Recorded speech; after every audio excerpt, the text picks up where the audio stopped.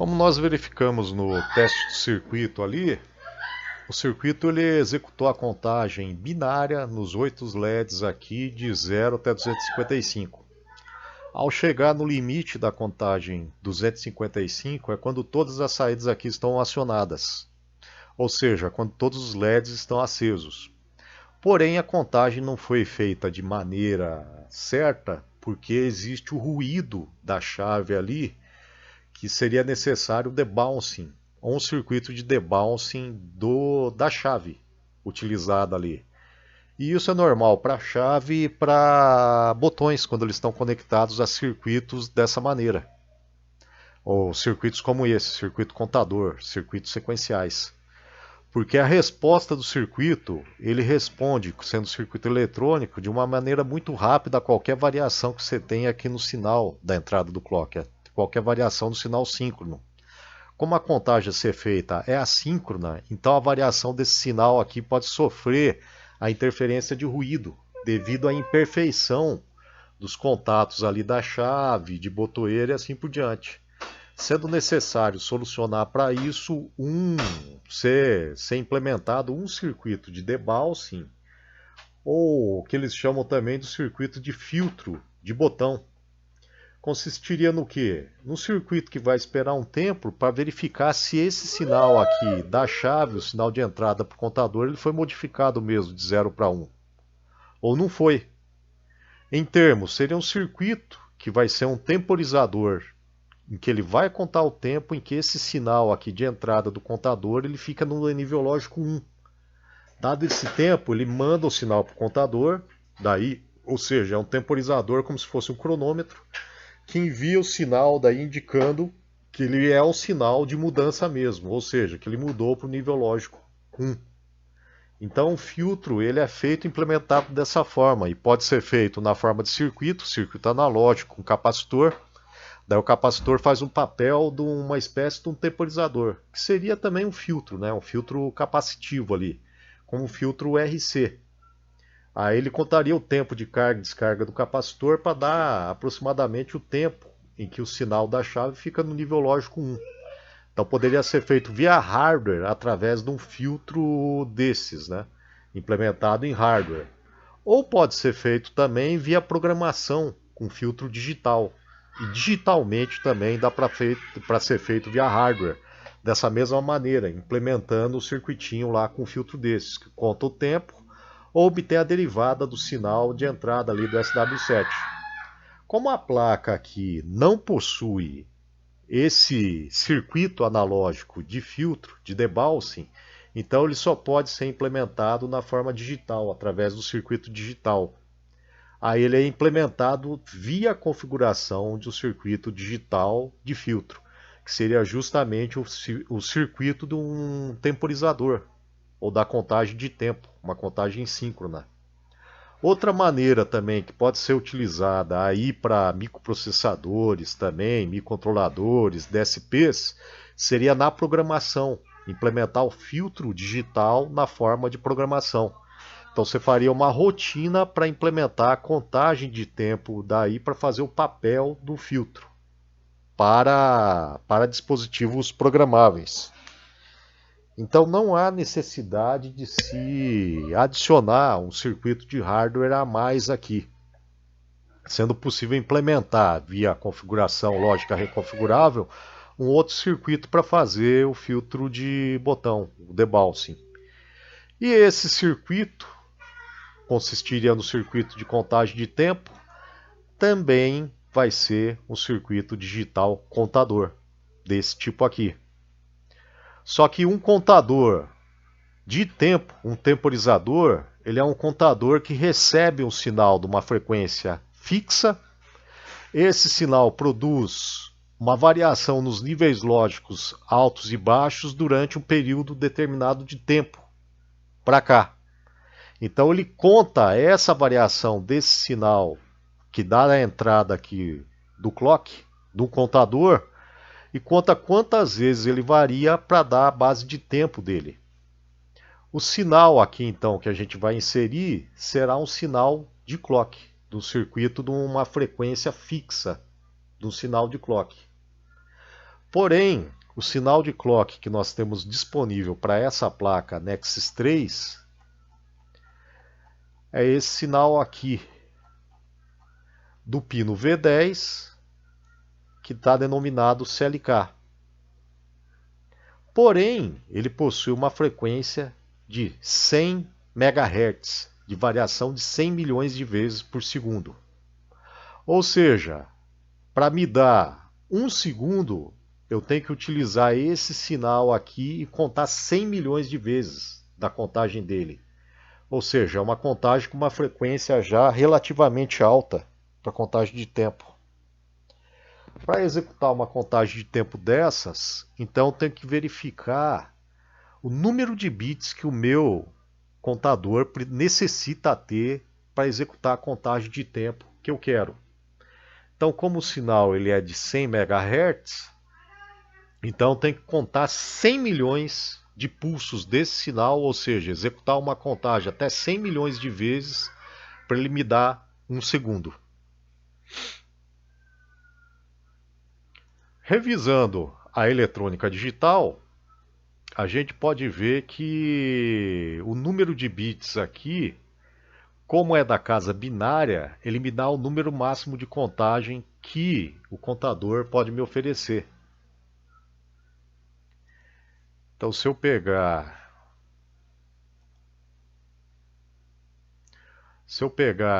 um contador ali, como ele está ali, um contador de 8 bits,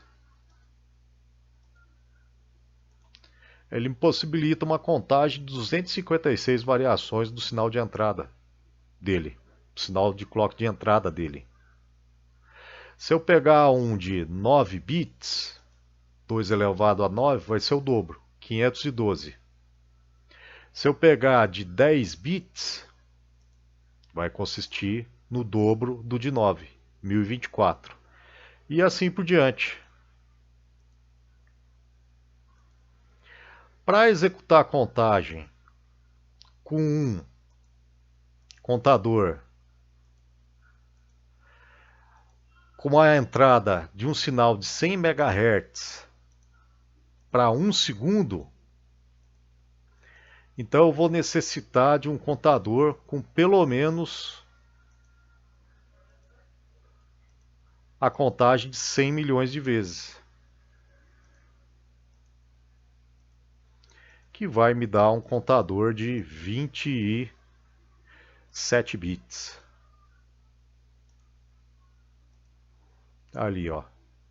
Com um de 27 bits eu consigo uma contagem até 134.217.728 vezes. Só para conferir aqui, 2 elevado a 27. Opa.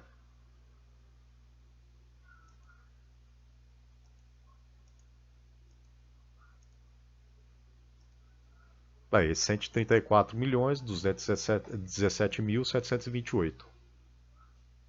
Então eu vou precisar de um contador de, no mínimo, 27 bits para que eu consiga contar pelo menos 1 segundo com sinal de 100 MHz aqui na entrada.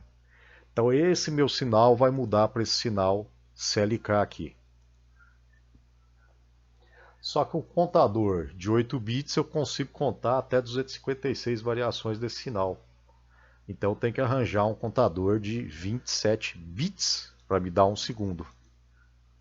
Se eu vier aqui nos símbolos dos contadores que o ISE me oferece, que a Xilinx me oferece aqui através do ISE, e verificar o número de bits dele, o contador máximo que eu tenho aqui, o maior deles, vai ser de 16 bits. Então não tem um contador de 27 bits ou de maior que 27 bits. Só menor, que seria o de 16 bits.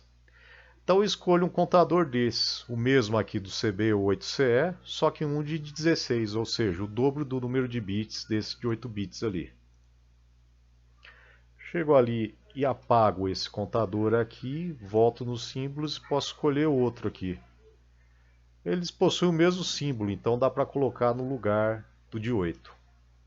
Só que o de 16 também não tem o número de bits que eu quero, necessário, o número mínimo de bits necessário que eu quero para contar um segundo com o sinal de 100 MHz ali na entrada dele.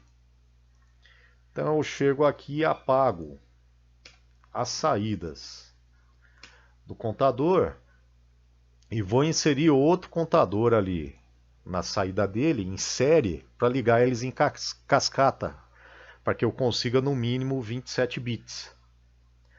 O próximo contador que tem maior é o de 16 bits. Só que aí eu tenho um contador. Se eu ligar ali, eu vou ter um sistema contador de 32 bits, que seria o dobro que eu tenho ali.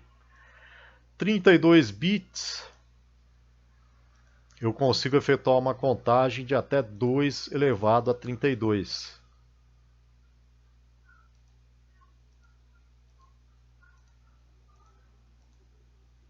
Que me dá a contagem de 4.294.967.296 vezes o sinal de clock.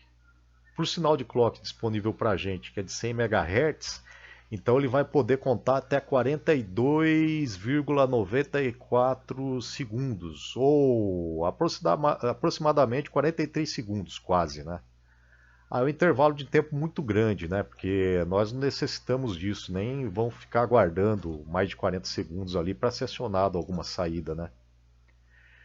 Então, de 16 bits vai ficar muito grande o contador, porque eu vou precisar, né? Para contar até no máximo um segundo. Então eu vejo o outro contador, o segundo maior, que é o de 8 bits.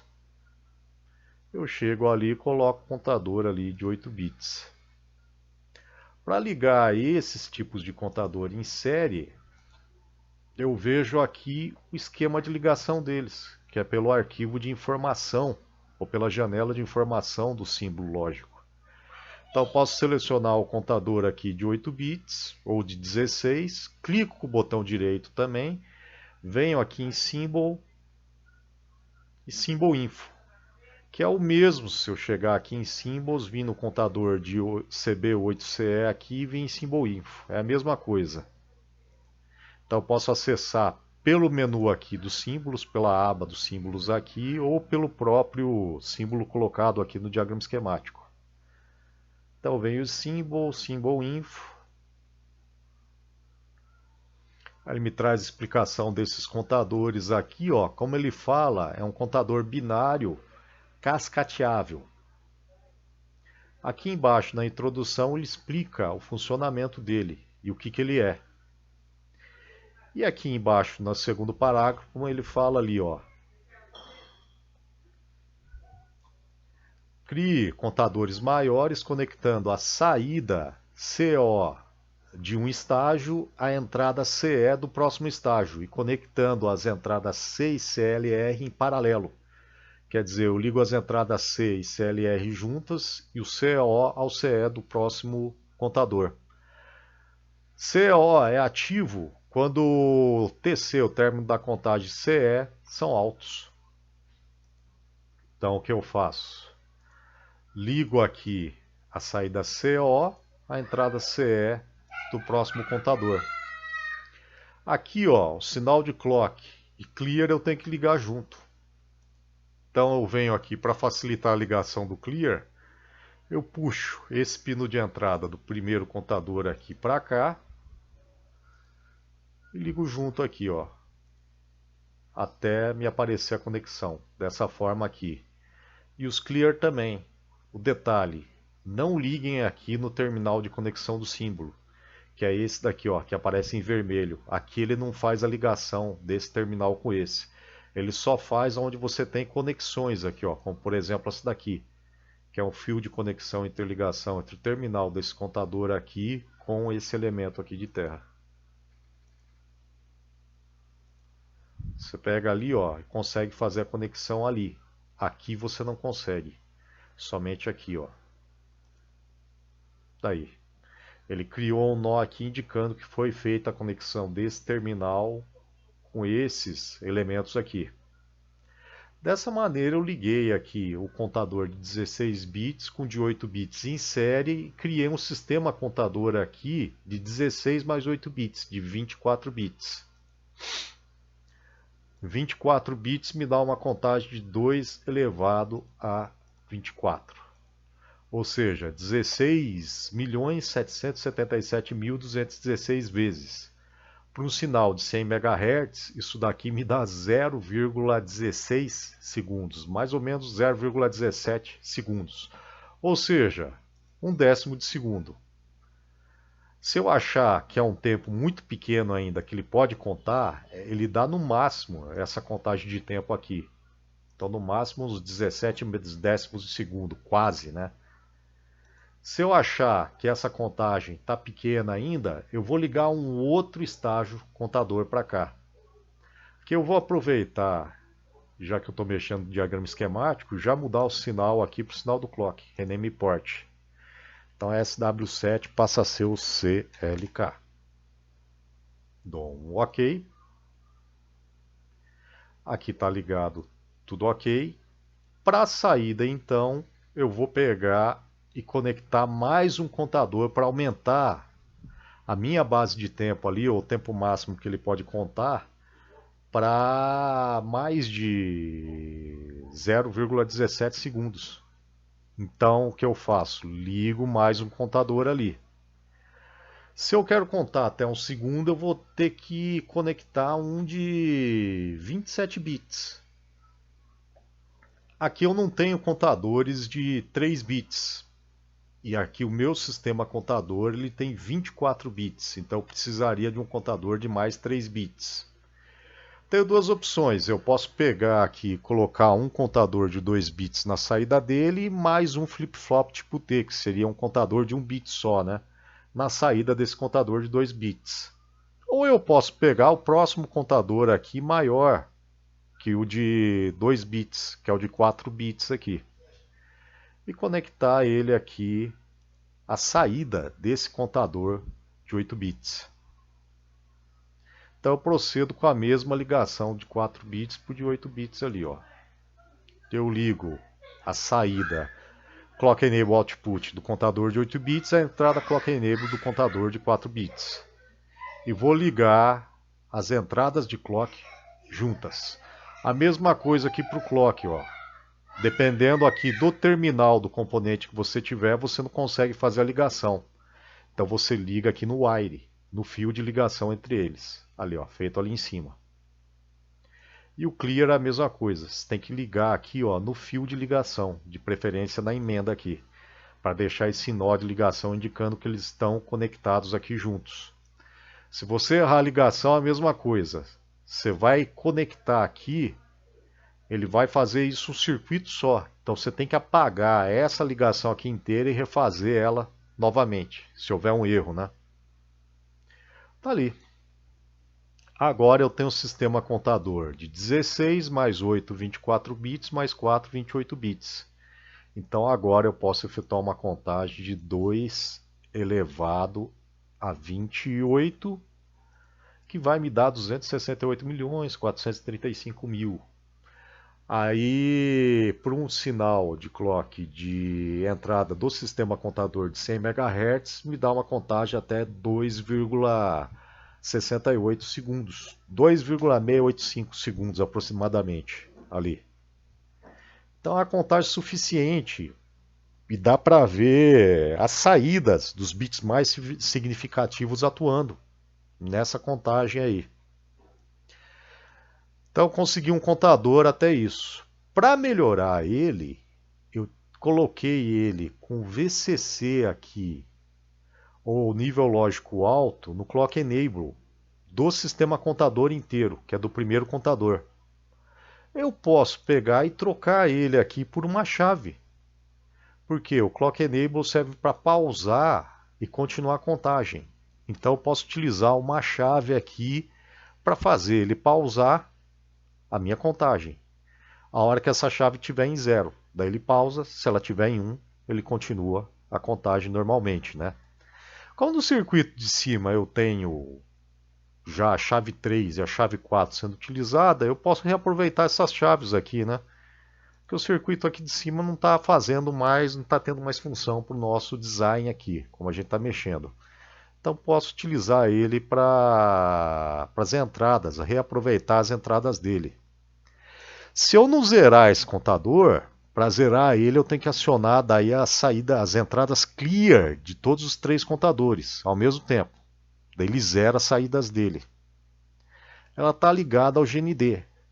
Se eu não fizer isso, ele vai continuar a contagem até estourar, daí ele vai voltar a zero e vai continuar contando novamente.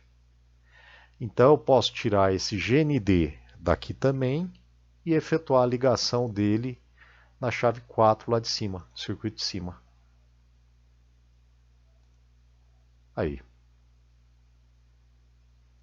Aí eu fiz o que aqui? Eu melhorei o comando do meu circuito, colocando a chave SW3 para pausar ele através do Clock Enable e SW4 para zerar a contagem dele. Agora resta a visualização da contagem desse tempo aí, que é feita pelas saídas do sistema contador.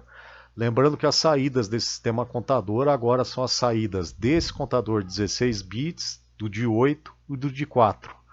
O de 4 bits, que seria o contador com os bits mais significativos, serão os bits das saídas mais significativas, ou seja, quando a contagem estiver chegando ao final. E os do 16 bits, os menos significativos. Não vai dar nem para observar, porque eles vão contar muito rapidamente. Então eu chego aqui no último contador, e se quiser eu posso colocar as 4 saídas dele aqui em 4 LEDs. Posso colocar também mais uma saída aqui, a última saída do contador de 8 bits e assim por diante. Quantas eu quiser observar, né? Como eu utilizei os 8 bits ali, digamos que eu queira utilizar 8 LEDs aqui no arquivo CF. 8 LEDs não, 4, né? Porque agora eu tenho 4 saídas do último contador ali.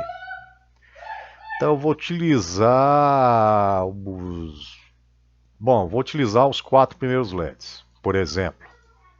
Então eu chego aqui, comento essas linhas aqui e vou utilizar os LEDs de 0 a 3. 4 LEDs, né? São os 4 primeiros LEDs ali em cima das 4 primeiras chaves, né? Se eu quiser deixar nessa forma de barramento, eu posso deixar. Só que aqui, ó, as saídas não estão na forma de barramento, são na forma de bits individuais. No contador de 8 bits e de 16 bits estão na forma de barramento, mas aqui não, estão na forma de bits individuais. Mas eu posso pegar essas 4 saídas de 4 bits aqui e colocar elas na forma de barramento. Para proceder a isso, eu coloco aqui no ADD Wire e crio um cabo de conexão aqui, ou um fio de conexão, em um ponto aqui perto das 4 saídas. Não precisa ser muito próximo não, pode ser mais distante. E deixo ele dessa forma aqui, ó. Para quê? Para que eu consiga pegar e ligar as 4 saídas ali. Aí esse fio aí. Eu venho para cá, cliquei aqui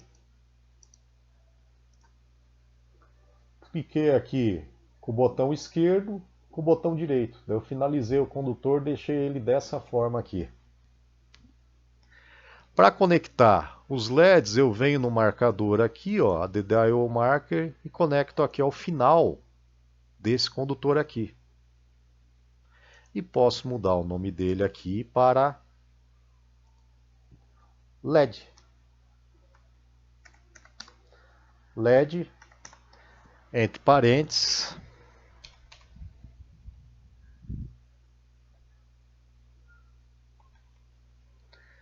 agora eu tenho os LEDs de 3 a 0. São 4 LEDs só agora, né? LEDs 3 a 0. Quando eu faço isso, ele muda o barramento, ele muda o fio condutor ao que ele está conectado para um barramento. Fica mais grosso aqui. Ou seja, ele já transformou essa ligação aqui em 4 bits, um barramento de 4 bits. Agora eu tenho que ligar esses 4 bits a essas 4 saídas do último contador. Para isso, eu venho nesse símbolo aqui, que é um bus tap, ou um tap, uma derivação de um barramento, bus tap. Clico nele. ele está virado ali para a direita. Então muda a orientação dele, porque o triângulo desse bus step tem que estar virado aqui, tem que estar encostado ao barramento, dessa forma aqui, ó.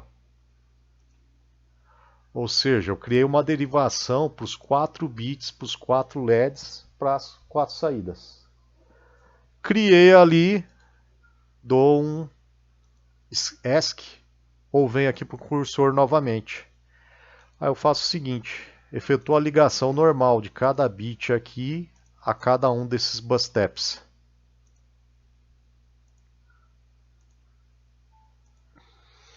Ok. Agora resta só o seguinte, aqui eu não tenho mais a ordem que eu tinha aqui do barramento, como por exemplo Q7 2.0 ligado a LED 7 2.0, eu estou ligando cada saída ali na ordem Q7 com LED 7, Q6 com LED 6, Q5 com LED 5 e assim por diante. Então eu já tenho a ordem aqui dada, estabelecida. Aqui eu não tenho, eu não sei em que LED eu vou ligar o Q0, em que LED eu vou ligar o Q1, em que LED eu vou ligar o Q2 e assim por diante. Então eu venho aqui e verifico qual a ligação, o nome das ligações aqui que eu faço do Q0, Q1, Q2 e Q3 ao barramento, para cá. Então essa ligação Q0 é XL XN aqui no meu design 17. Essa aqui do Q1 é 18, Q2 19, Q3 20. Então elas estão na ordem aqui. Posteriormente a isso, eu venho e seleciono os bus steps e o barramento. Está aqui, tá? E clico com o botão direito em cima deles, selecionando Object Properties. Aí ele me abre a janela das propriedades do objeto, que são os bus steps, as ligações dele e o barramento. Os bus steps estão aqui, ó, XL, XN 17, 18, 19 e 20. E o barramento está aqui, LED 3 a 0. Eu simplesmente chego em cada saída aqui, como eu vi ali que o XL, XN 17 corresponde à saída Q0. Então eu vou querer que ela seja ligada ao LED 0. Então eu coloco ali LED entre parênteses 0. Quer dizer o quê? Que o Q0, que é o XL XN 17, está ligado àquele bus step ali, vai ser conectado ou ele vai ter a saída como se fosse o LED 0 do barramento dos LEDs. Chego ali, seleciono esse nome aqui e dou um Apply. Assim que eu coloquei o Apply, ele mudou o nome da rede respectiva ali 17 para o LED 0.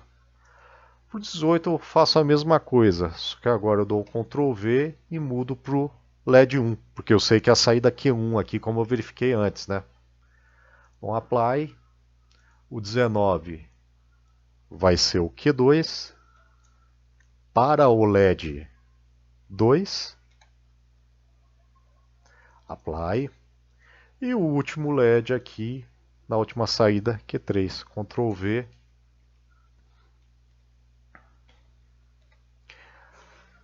Apply. Eu dou um OK, pronto.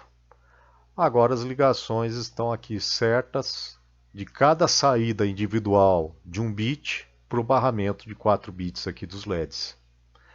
Venho para cá e dou um Save All para aproveitar. OK.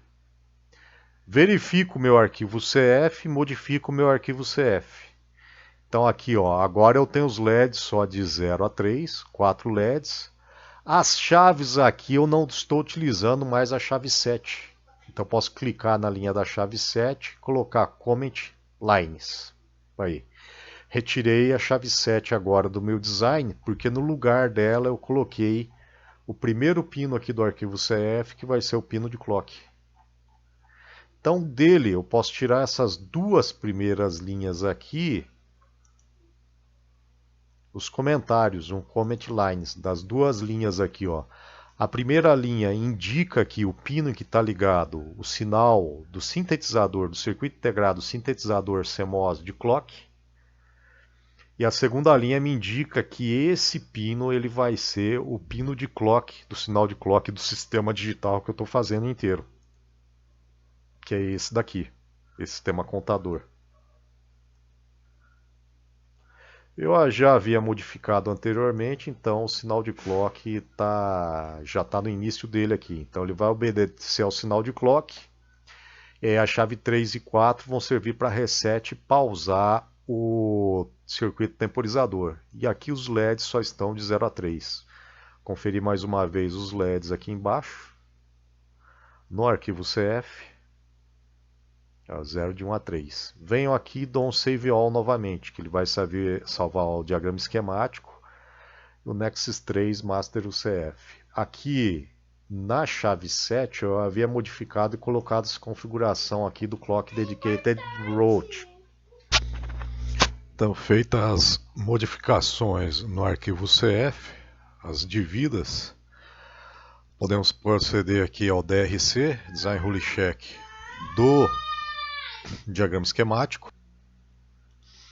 E depois já podemos gerar o arquivo de configuração para o FPGA desse circuito equivalente. Então posso dar um run do Generate Programming File.